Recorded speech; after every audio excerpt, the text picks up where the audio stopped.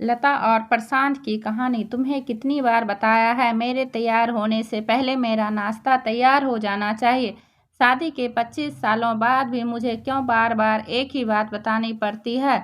लता, तुम्हें क्या है? तुम तो आराम से घर पर रहोगी, मुझे काम पर जाना पड़ता है। तुम हो कि हमेशा बेवकूफ़ों जैसी हरकत करती हो। अगर तुम यह जानबूझकर करती हो तो याद रखना, मुझसे बुरा कोई नहीं होगा। आज भी प्रशांत का पारा चढ़ा हुआ था।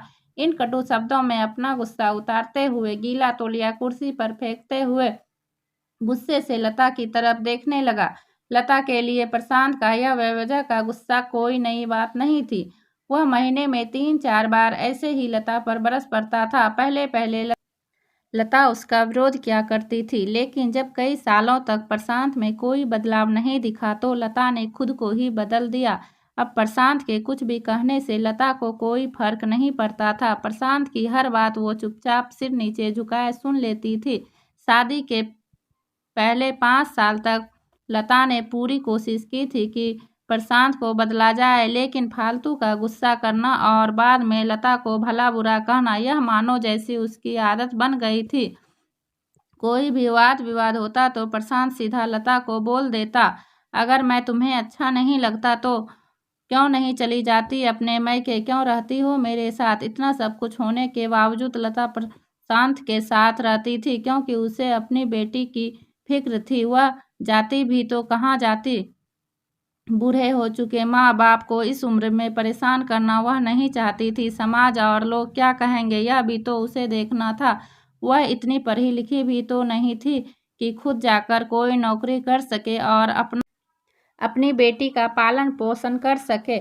लता को अब अपनी फिक्र नहीं थी, उसको फिक्र थी तो बस अपनी शादी लायक हो रही बेटी की। लता नहीं चाहती थी कि पति पत्नी के झगड़े की वजह से काव्या डिस्टर्ब हो। काव्या की पढ़ाई पूरी हो चुकी थी, उसके लिए अब शादी के रिश्ते आने लगे थे। कई रिश्तों को तो काव्या ठुकरा चुकी थी। 2-3 महीने बाद एक अच्छा रिश्ता आया। रिश्तेदारों और पहचान के लोगों ने भी लड़के के बहुत गुणगान किए थे।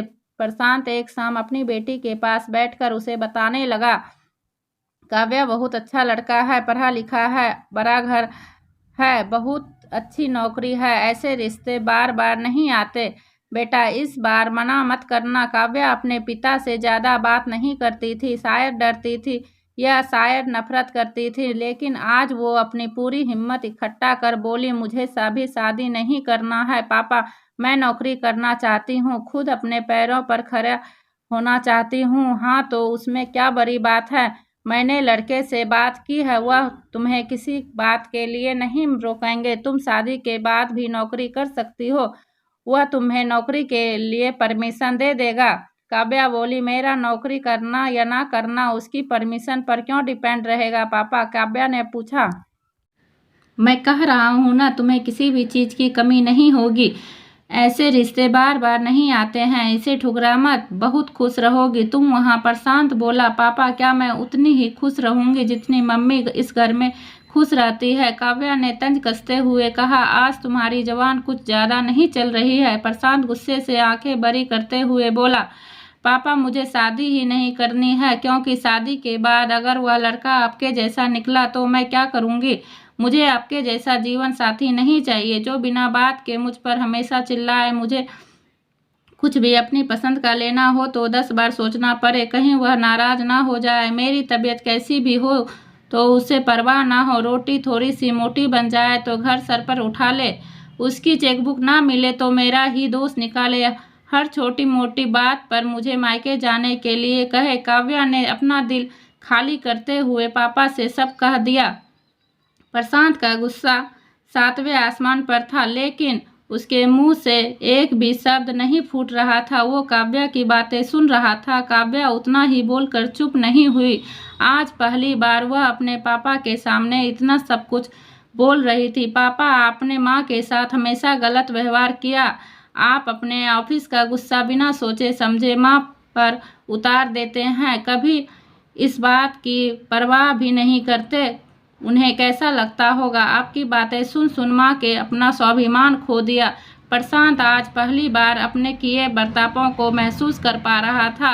वो इतना ही बोल पाया, जो तुम्हारा मन है वो करो, मैं तो इतना बुरा हूँ ना काव्या ने प्रशांत का हाथ पकड़ा और बोली, पापा मुझे सिर्फ एक सवाल का जवाब दे दो।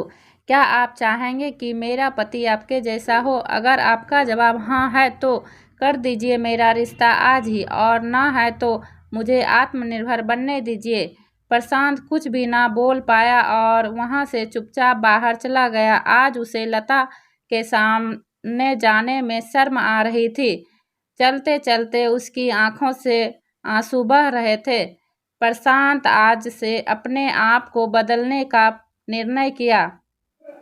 अगले दिन से लता ने अपने पति में काफ़ी बदलाव देखा। वह सोचने लगी कि जो हिम्मत काव्या ने दिखाई है, वह हिम्मत अगर मैं पहले ही दिखा देती तो शायद आज यह परिस्थिति कुछ और होती। अब काव्या पढ़ लिख कर अच्छी नौकरी करने लगी थी और 3 साल बाद उसके लिए एक अच्छा रिश्ता आया। और उसकी विदाई पर प्रशांत बोला, बेटा तू हमेशा खुश रहेगी क्योंकि तेरे पति तेरे बाप जैसा नहीं है। प्रशांत की यह बात सुनकर लता और काव्या की आंखों से आंसू बहने लगे। दोस्तों, हमारे समाज में औरतों को भले ही देवी का दर्जा दिया जाता है, लेकिन वह स्वतंत्रता नहीं दी जाती जो उन्हें देनी चाहिए। उन्हें बचपन से ही बताया जाता है कि वह पराये धन है। स्कूल से आने में देर हो जाए तो पिटाई मिलती है। मोबाइल पर बातें करते हुए दिख जाए या खिड़की से झांकते हुए दिख जाए तो शक किया जाता है। माँ बाप का घर तुम्हारा नहीं है, पति का घर ही तुम्हारा घर है। जीवन भर यह बातें बता बता कर उन्हें ससुराल भेज दिया जाता है और एक दिन किसी छोटे मोटे झगड़े में ससुराल वालों से उन्हें सुनना पड़ता है कि इस घर को छोड़ दो और मायके चली जाओ। अब आप ही बताओ दोस्तों, ऐसी स्त्रियों का सच्चा घर कौन सा? आखिरकार वह किस घर को अपना घर कहे? अगर आपको ये कहानी पसंद आई हो तो प्लीज़ लाइक, कमेंट और मेरे चैनल को सब्सक्राइब कर दीजिएगा। Thanks for watching.